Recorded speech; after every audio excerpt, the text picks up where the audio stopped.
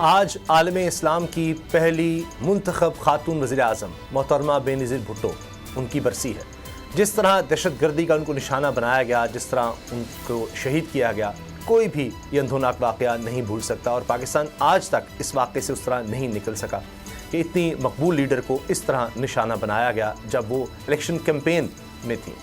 اور آج بھی نہ صرف یہ کہ پاکستان پیپلز پارٹی بلکہ ملک کے تمام سیاستدان، عوام ان کو یاد کرتے ہیں کہ کس طرح انہوں نے ایک سٹرگل کی اور پھر پاکستان کی ایک منتخب وزیر اعظم بنی۔ بہت مشکل وقت انہوں نے دیکھا۔ انہی کے ایک قریبی ساتھی شہری رحمان صاحبہ نے ہمیں جوائن کیا ہے، ان سے بات کرتے ہیں۔ شہری صاحبہ، آپ کا ایک طویل وقت گزرا ہے محترمہ بے نظیر بھٹو کے ساتھ، آپ نے ان کو بطور ایک سیاسی لیڈر کے، ایک ماں، ایک بیٹی کہ کس طرح دیکھا، کیسا پایا؟ جی بالکل، ان کے تو آپ کو خدمات پتہ ہیں، ملک اور قوم اور پوری مسلم دنیا کی 2 دفعہ الیکٹڈ پرائم منسٹر تھیں، تو یہ ایک ہمارے لیے نہ صرف فخر کا باعث بنی، لیکن ایک انہوں نے جو پہل کی ساری دنیا میں خواتین کے لیے، پاکستان کے لیے، یہ ایک ہم سب کے لیے صحرا ہے اور آج تک ہے۔ ایک مطلب ان کی حیثیت تو بالکل ہی منفرد تھی۔ جہاں تک ان کی ذاتی زندگی کی بات ہے، جیسے آپ کہہ رہے ہیں نا، ماں کیسی تھی، وہ تو بہت ہی اٹینٹو خاتون تھیں، اپنے بچوں کا، اپنی فیملی کا، ان کو بہت باہر سے لوگ سمجھتے تھے نہیں، مطلب اتنی بزی ہیں، اتنی مصروف ہیں، کیا کیا نہیں کر رہی ہیں، لیکن وہ بہت ہی لونگ اور بہت محبت دینے والی والدہ تھیں، اور تربیت ان کو بہت اہم تھی، سب ہر چیز پہ دینا، چاہے وہ قرآن پڑھانا ہو ہر ویکینڈ پہ، ہر جمعے جہاں یو اے ای میں چھٹی ہوتی تھی تب بھی جمعے کو یہ ہوتا تھا، مسجد خود جاتی تھیں بچوں کو لے کے، اور ایک مطلب اپنا ویلیو سسٹم انہوں نے قائم رکھا کہ سب کے ساتھ وفاداری رہے، سب کے ساتھ تمیز سے بات کریں، سب کے ساتھ ایک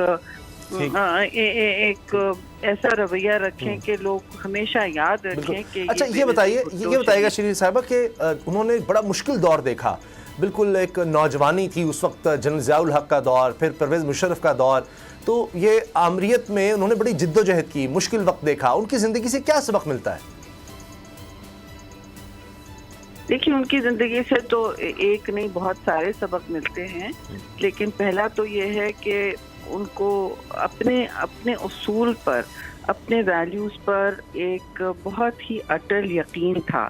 اور دل سے انہوں نے جو بھی کیا ہمیشہ پاکستان کی رہنمائی اس طرح کی کہ وہ واپس بھی آئیں بالکل مشکل حالات میں۔ آپ نے 18 اکتوبر دیکھا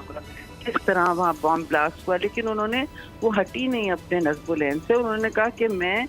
پاکستان آئی نہیں، وہ ڈرائنگ رومز میں بیٹھے، میں اپنا ایجنڈا، میں اپنا الیکشن کیمپین اپنے طور ہی لڑوں گی، اور مجھے کوئی اس سے ہٹا نہیں سکتا، کیونکہ میں نے وعدہ کیا ہے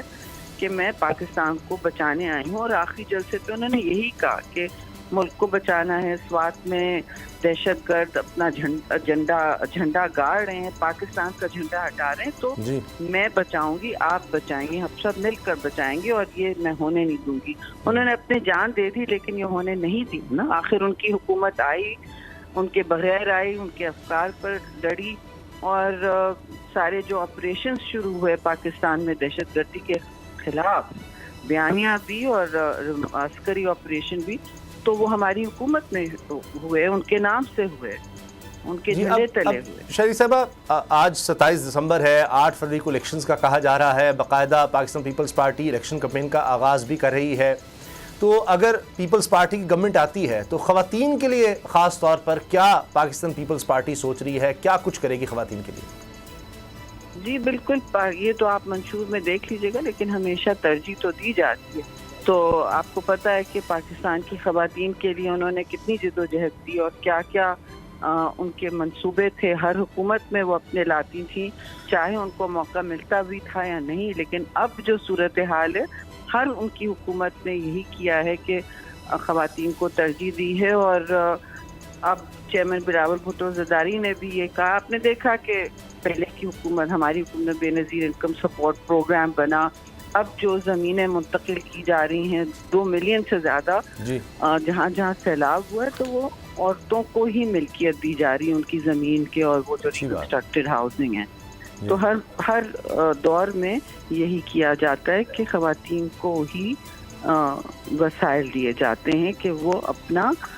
چاہے گھروں میں ہو یا باہر ہو اپنا لوہا منوا سکیں اور مواقع فراہم ہوں ان کو. بہت شکریہ، بہت بہت شکریہ شہری رحمان صاحبہ، آپ نے ہمیں وقت دیا.